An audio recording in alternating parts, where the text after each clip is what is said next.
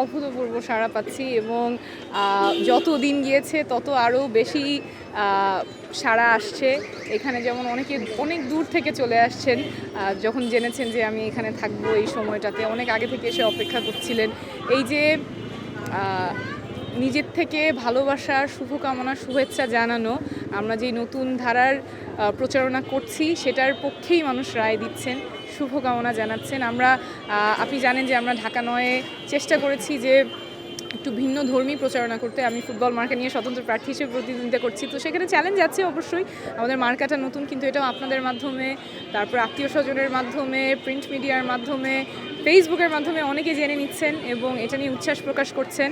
আর তাছাড়াও আমাদের যেই ভিন্নধর্মী প্রচারণা, যেখানে আমরা আসলে কোনো মাইকিং কিংবা শোডাউন ছাড়া মানুষের দোরগোড়ায় এসে তাদের কাছ থেকেই তাদের সমস্যাগুলোর কথা শুনছি, প্রত্যাশার কথা শুনছি এবং ডিজিটালিও অনেকে যুক্ত হয়েছেন। 18,000 প্রায় মানুষ, ওনারা তাদের পরিচিত ঢাকা ৯ আসনের ভোটারদেরকে নতুন রাজনীতির কথা বলছেন।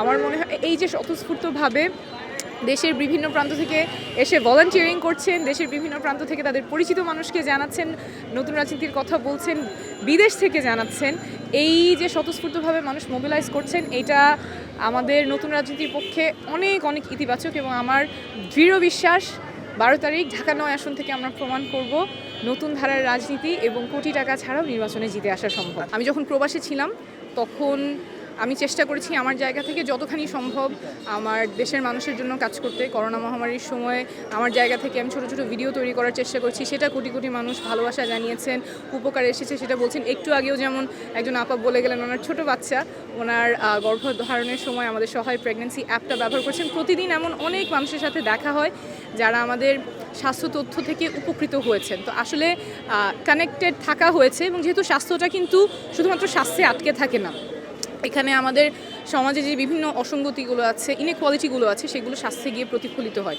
তাই সমস্যাগুলোর সাথে আমি খুবই পরিচিত এবং আমার বেড়ে ওঠা খিলগাঁয়ে, আমার জীবনের প্রথম 23 বছর কেটেছে এই অঞ্চলে। সো প্রবলেমগুলোর সাথে আমি পরিচিত এবং সমাধানের ক্ষেত্রে আমি আন্তরিকভাবে কাজ করব। আর আমাদের পেশাটা যেহেতু মানুষের কথা শোনা, সমস্যা সমাধান করার পেশা, রাজনীতিটাও আমি ওভাবেই দেখি যেখানে আমরা মানুষের কথা শুনছি, সমস্যাটা একসাথে সমাধান করার চেষ্টা করছি। তাই খুব বেশি ড্রাস্টিক ডিফারেন্স মনে হচ্ছে না।